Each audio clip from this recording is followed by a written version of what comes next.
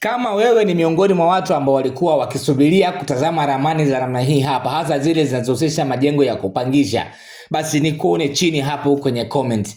Hapa kiwanja chake ni kirefu kidogo, of course, kwa sababu kiwanja hichi kina urefu wa mita 50 na upana wa mita 20. Yani urefu ndio mita 50, upana wake ni mita 20. Mita 20 ndio zile kwa kutazama barabara. Sawa, alafu katika urefu ndio kuna mita zake 50. Kwenye hichi kiwanja tumepata chumba self, sebule na jiko.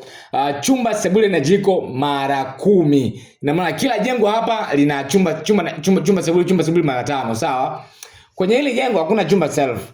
Ni chumba single cha kawaida, ila choo chake kinaweza kikatumika kama choo cha public pia, sawa? Kwa hiyo ni chumba cha kawaida, sebule, jiko pamoja na choo cha public mara 10 katika kiwanja chenye urefu wa mita 50 na upana wa mita 20. Mpangilio wake ni mzuri kama ambavyo unaweza kuona, lakini pia hata upauaji wake kwa namna ambavyo tumeutengeneza utakuja kuona vizuri hapo mbele. Ni upauaji ambao ni nafuu sana. Hautakutumia gharama kubwa sana, lakini nikwambie tu ya kwamba kama unahisi ujenzi ni mgumu kwako, jitahidi uanze. Ugumu huwa ni namna ya kuanza, lakini pale ambapo utakapokuwa umeanza, at least kuna baadhi ya vitu vitapungua uzito kwako na utaanza kuviona ni vya kawaida pale ambapo utakapokuwa unavitekeleza.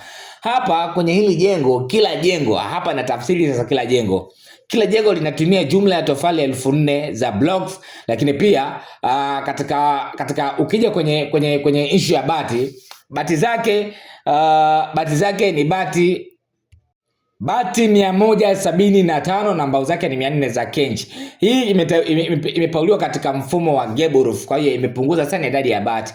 Lakini pia katika tofali, kumbuka kuna baadhi ya kuta zinachangia kati ya unit na unit. Kwa hiyo hii nayo huwa inapunguza idadi ya tofali kwa namna fulani hivi, kwa sababu hizi unit zimeungana, hazijatenganishana, sawa?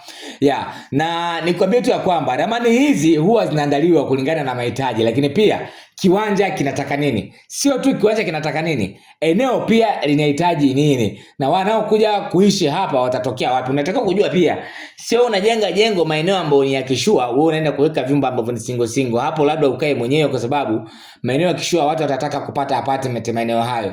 Kwa hiyo kila maeneo yana hadhi yake na aina zake za majengo ambayo yanatakiwa kukaa hapo. Nimekuwa nikilizungumza hili sana, hasa kwenye mfululizo wa majengo ambayo nakuwa naleta, ambayo inakuwa na hadhi ya majengo ya kupangisha, ili tuweze kuelewana vizuri. Kama ni kiwanja chako, usijenge tu nyumba za kupangisha kwa sababu unaona kiwanja chako kina nafasi. Kumbuka kuna tofauti mkubwa sana kati ya nyumba ya kupangisha, tofauti mkubwa sana kati ya nyumba ya hostel, utofauti mkubwa sana kati ya guest, sawa? Hostel inaweza kuwa nyumba ya kupanga, lakini nyumba ya kupanga inaweza isiwe hostel, japo inawezekana. Asilimia zake ni ndogo sana, inaweza kufika mpaka 60%.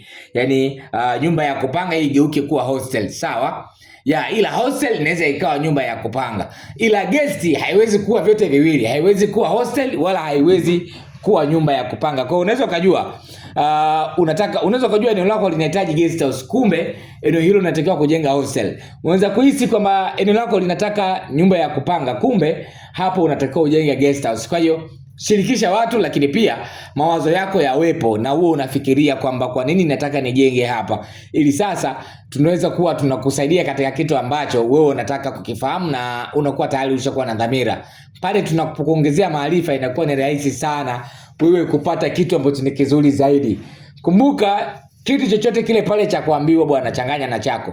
Usimamini hata sana mtaalamu pale anapokuambia bwana weka hii hapa. Kuna mtu anaweza kuambia hivyo kwa sababu tu anaona ni ramani rahisi kuichora, yeye apate pesa yake ale kona. Kwa hiyo ushauri unaochukua basi shirikisha na akili yako kujua, je, hichi kinachojadiliwa hapa ni sahihi, na kama ni sahihi basi kwa namna gani, na kama kinahitaji maboresho gani.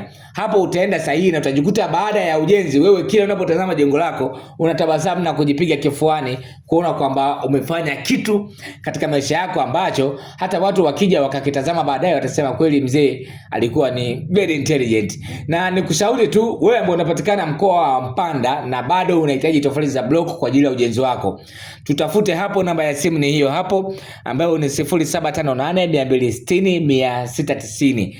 Tofali za blocks zipo na zipo ambazo ni imara kuliko, yani imara kweli kweli, naweza kusema hivyo, sawa. Naona mpaka maneno yanaanza kuniondoka namna ambavyo naweza nikazielezea hizi. Tofali ni imara kweli kweli, na pia kama utakuwa unahitaji pia hata mbao za kenchi zipo ambazo ni imara kweli kweli. Kwa hiyo hakikisha unatutafuta hapo kuhakikisha kwamba unapata hiyo product. Lakini pia kwa idadi ya tofali utakazochukua kuanzia tofali 3000 utapata ofa ya kupata ramani bure. Kwa hiyo karibuni sana na asanteni kwa kunisikiliza.